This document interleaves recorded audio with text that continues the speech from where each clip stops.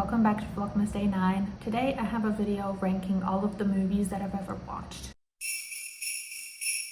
Of course, these are not all of the movies that I've ever watched, but I'm not a big movie watcher, and this was something that I thought would be fun to rank. Unfortunately, Tier Maker hates me and hates my computer, so I'm just going to talk over each single tier instead of actually ranking them. Every time I tried to screen record it, the website would crash and I would lose everything that I've ever made. So I quit trying to work with this. I'm just gonna talk over it. Okay. The first movie on the God tier is the reason why I still think I like movies. Top Gun Maverick. This has been my hyperfixation and obsession for the past 3 years. It has been my entire personality. It is the root of my fig tree. Every single hyperfixation I've ever had since then has stemmed from watching Top Gun Maverick with my mom. And I love this movie. I bought this movie on digital the day that it came out just to see the backstage scenes. I think I have it on my phone still, and I watched it every single day for like 3 months straight. I saw it on theaters 3 times. Like, it is a huge thing. Most of my mutuals on Twitter I have because of this movie, and it is still the greatest in my opinion. Next is an indie movie called Stay the Night. It was released in 2022, and I have been talking to the fucking walls about this movie since I watched it, like in July, I think. If you like hockey romance, you are going to love this movie. I guarantee it. I guarantee it. It is an indie movie, so bear with the performances. These are not Oscar-winning actors or actresses, but the storyline is the cutest thing you've ever seen. If you like Before Sunset, those kinds of movies, you're probably going to like this one too. Then I have 2 dystopians, which I think really clearly show my tastes in dystopian novels and dystopian movies: The Fifth Wave and The Host. What can I say? I love a love triangle. Guys, this is something that you should know about me by now. I love triangles, and these are 2 movies with incredible love triangles. Then I have The King. This is my favorite Timothée Chalamet movie. If you did not know about me, during the pandemic, I hyperfixated on Timothée Chalamet and I watched everything he's ever done, and this is my top movie from him, and that's why it's in God tier. Next is probably the movie that I always say is my favorite movie, Stuck in Love. This has been my favorite movie since I was in high school. I remember during my senior year, I watched this movie every single night before I went to bed. I legitimately watched it every single night as I fell asleep. Then we have my favorite rom-com, which is He's Not That Into You. It is my favorite rom-com, and you can say whatever you want.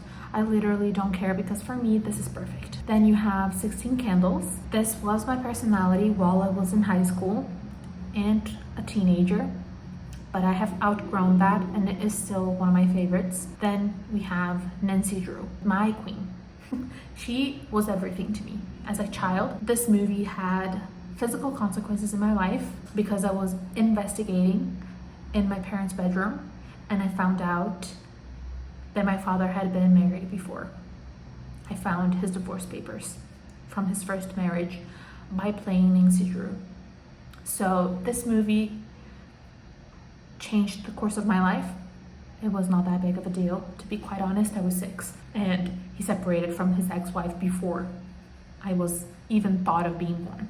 But nonetheless, this movie had actual consequences for my life, so this is why it has to be in God tier. Then we have the good movies, movies that I remember vividly, movies that I probably read fanfiction about, but movies that are not quite yet God tier. They may be in the future, who knows. The first, Twisters. This is a byproduct of the Top Gun hyperfixation, which you will see in other tiers. How this initial God tier movie has ramifications in every single aspect of my life. This is one of them, but it is a great movie. Then we have Dune 1 and 2. Obviously, I mean, this had to be here. Then we have The Gray Man. Like I said, in good tier we have movies that I read fanfiction about, and this is one of them. Fanfiction, great. The movie, not so great. and that's okay. Sometimes creators on the internet can extrapolate over not so great content and make incredible content. That is the way of life. Then I have two of my favorite Disney animations, Luca and Encanto. Then we have No Time to Die. I am a big 007's fan. I have been since I was a teenager. I remember I had a ranking for each of the movies of this generation back when I was a teen, but I would have to revisit that. But this was great. Then we have Monday, which is probably a movie nobody knows about because I only watched it to thirst over Sebastian Stan. But this movie has stuck with me, especially one particular scene in line that says the phrase like, "Are you only happy when you're failing?" And I think about it every single month. Then we have The Best of Me. Do I skip the entire adult storyline, adult arc of this movie every single time that I rewatch it? Yes. Is it because I hate adult storylines and I prefer to live as a teenager for the rest of my life even though I'm 27? Correct. And then we have Set It Up. I did not like this the first time that I watched it, but it has grown on me. This is peak Glenn, and it has to keep this spot. Then I have two extra additions that are for teenage me. The first is The Mortal Instruments. I love the movie much more than I have ever enjoyed the TV show, and I am not going to be sorry about that. I am a purist.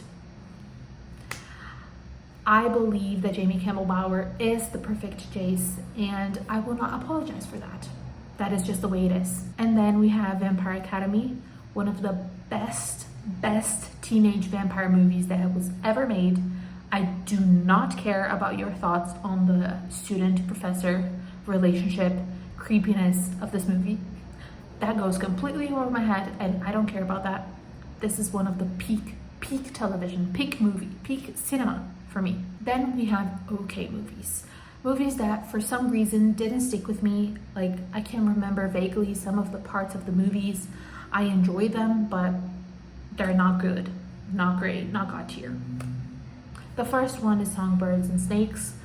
It did give me a little bit of a Tom Blythe hyperfixation moment, and it is a special movie for me in particular because I watched this on the week of my Eras Tour concert, and Taylor sang Safe and Sound on my show, so it is special for me.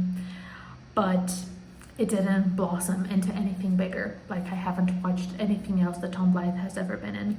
So then we have The Devil All the Time. Again, I had a big Tom Holland phase during the pandemic. But this one is one of the only movies of his that I remember very vividly watching the experience, watching the movie, and yeah.